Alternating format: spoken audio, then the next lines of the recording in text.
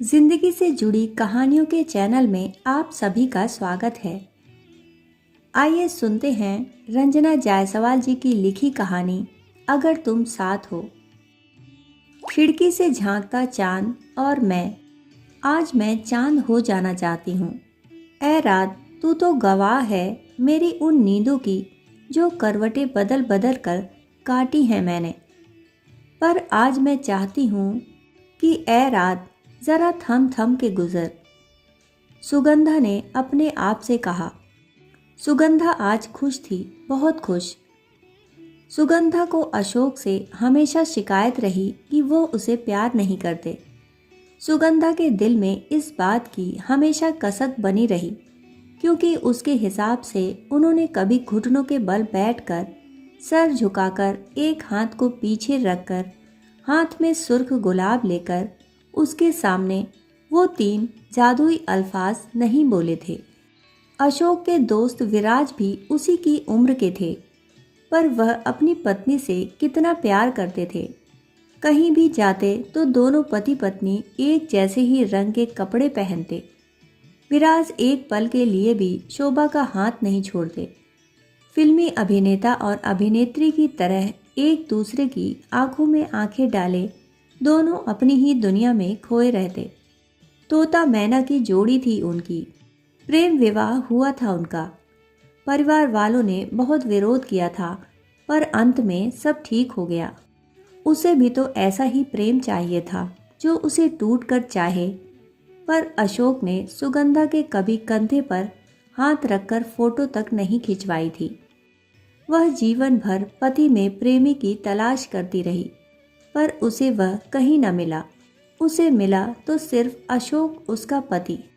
शादी के पहले खूबसूरत, लंबा कद, चौड़ा ललाट, रेशमी पलकों और मजबूत कंधों वाले पुरुषों को देखकर वह सहज ही आकर्षित हो जाती। शायद वह उम्र ही ऐसी थी। एक सजा धजा सा प्रेमी जो उसकी हर हाँ में हाँ और ना में ना कहे। चुटकियों में आकाश से तारे तोड़ लाने की हिम्मत रखे। जब वह दिन को दिन कहे तो वो भी उसमें अपनी सहमति दे। पर वह प्रेमी में एक पति की भी तलाश कर रही थी। सच पूछो तो वह प्रेम के साथ एक सुरक्षित भविष्य की भी तलाश कर रही थी।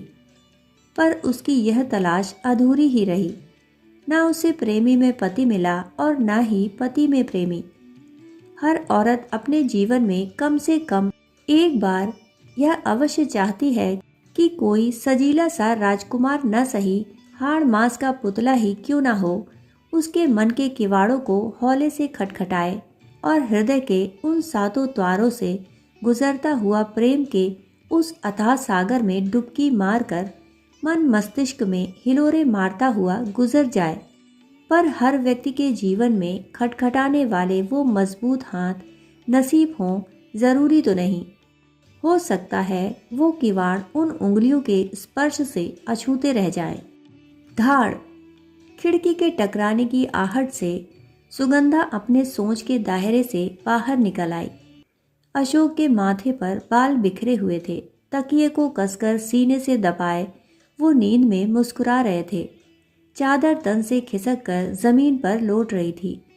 सुगंधा ने दबे कदमों से अशोक की तरफ कदम बढ़ाया और जमीन पर पड़ी चादर को उठाकर अशोक को उड़ा दिया। नींद में कितने मासूम लग रहे थे वो। क्या तुम मुझे प्यार नहीं करती? शाम को चाय पीते वक्त यही तो कहा था उन्होंने।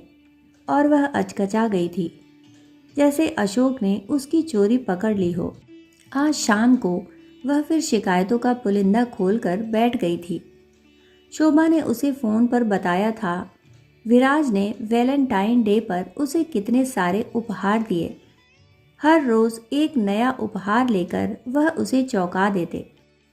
14 तारीख को तो उन्होंने शहर के महंगे होटल में उसे कैंडल लाइट डिनर देकर आश्चर्य में ही डाल दिया था। सुगंधा कितना कसमसाई थी। ये अंग्रेजों के चोचले हैं, तुम भी किन झमेलों की बात करती हो। अशोक की बात सुनकर सुगंधा चिढ़ गई थी। आपसे तो कुछ भी कहना बेकार है। विराज अपनी पत्नी से कितना प्यार करते हैं। पर क्या शोभा भी? अशोक की बात सुन सुगंधा चौंक गई थी। सुगंधा, मैं शोभा को आज से नहीं बहुत पहले से जानता हूँ, जब उन दोनों की शादी भी नहीं हुई थी।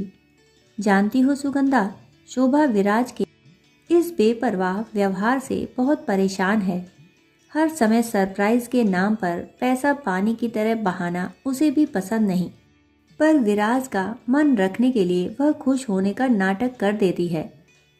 वो आज भी प्रेमी बनकर ही जी रहा है। पति और पिता तो वह बन ही नहीं पाया। बचत के नाम पर ठन ठन गोपाल है वो। कल की तो आज तक उसने सोची ही नहीं। वो आज में जीता है, भले ही उसका आज कल पर कितना भारी ही क्यों न पड़ जाए। बच्चे बड़े हो रहे हैं, उनका भी भविष्य, पर नहीं, घर और गाड़ी की ईएमआई अभी कटी नहीं है और वो शहर के बीचों बीच मकान खरीदने की सोच रहा है। ये बात तो विराज ने यहीं पर कही थी।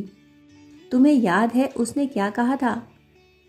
ये बात शोभा को पता न चले, मैं उसे उसके जन्मदिन पर उपहार में देना चाहता हूँ। आज मकान की बात थी, तब वो शोभा से छिपा रहा है, पर पता नहीं वो कल और क्या क्या छिपाएगा। या ये भी हो सकता है आज तक छिपाता रहा होगा। अशोक की बात सुन सुगंधा सोच में डूब गई।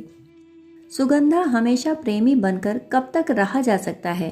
कभी तो पति या पिता बनकर अपनी जिम्मेदारियां भी समझनी होंगी। एक बात बताओ, तुम मुझसे प्यार करती हो? अशोक की बात सुन सुगंधा अचकचा गई, जैसे उसकी चोरी पकड़ी गई हो। शायद तुम्हारे पास आज इस बात का कोई जवाब नहीं, पर मुझे पता है तुम मुझसे बहुत प्यार करती हो। हाँ, ये अलग बात है कि ये प्यार रोमियो जूलियट वाला नहीं, हीर रांझा वाला भी नहीं, और ना ही लैला मजनू वाला ही है। पर मैं यकीन से कह सकता हूँ कि तुम मुझसे प्यार करती हो। सुगंधा मंत्र मुग्ध सी अशोक की बातें सुन रही थी। ऑफिस जाते वक्त मेरे बिना कुछ कहे गुसल खाने में तौलिया, बेड पर रुमाल, मोजे, कपड़े और फाइल रखने वाली तुम ही हो ना? घड़ी की सुई पर डाइनिंग टेबल पर नाश्ता रखने वाली तुम ही हो। पराठे थोड़े ठंडे, चाय एकदम गर्म और पानी हल्का गुनगुना का ध्यान रखने वाली तुम ही हो ना? शाम को ऑफिस से लौटते वक्त जरा सी देर होने पर तुम्हारे मन की चिंता तुम्हें दरवाजे से गेट तक ले आती है। मायके जाने के 4 दिन पहले से ही तुम सूखे नाश्ते बनाने लगती हो कि अगर कहीं मुझे भूख लगे तब मैं क्या करूँगा, जबकि जानती हो तुम जब घर पर भी होती हो मैं खुद कभी अपने हाथ से उठाकर यह सब नहीं लेता। तुम ही मुझे हाथ में ज़बरदस्ती खाने के लिए पकड़ाती हो।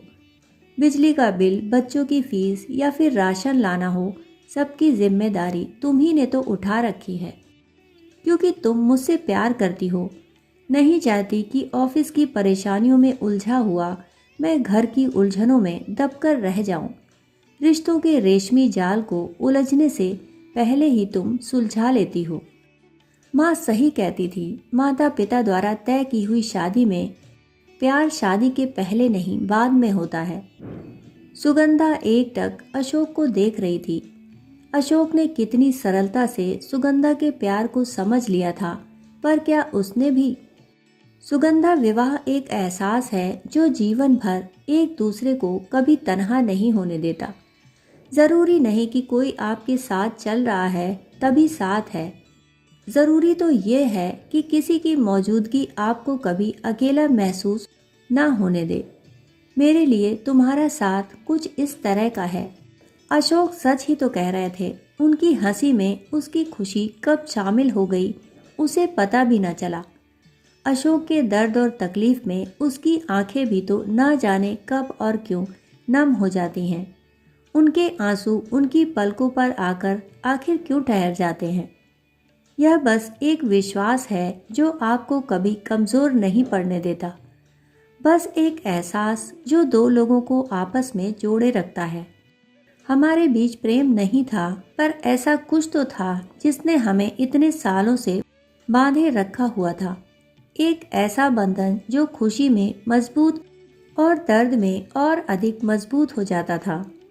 आज ना जाने क्यों सुगंधा को टूटे हुए सपनों और आकांक्षाओं की किरचन की चुभन महसूस नहीं हो रही थी। मन का उजास ना जाने कब चुपके से उसके चेहरे पर पसर गया। आज सही मायने में उसे अपनी शादी का मतलब समझ आ गया था। अभी आप सुन रहे थे डॉक्टर रंजना जायसवाल जी की लिखी कहानी अगर तुम साथ हो।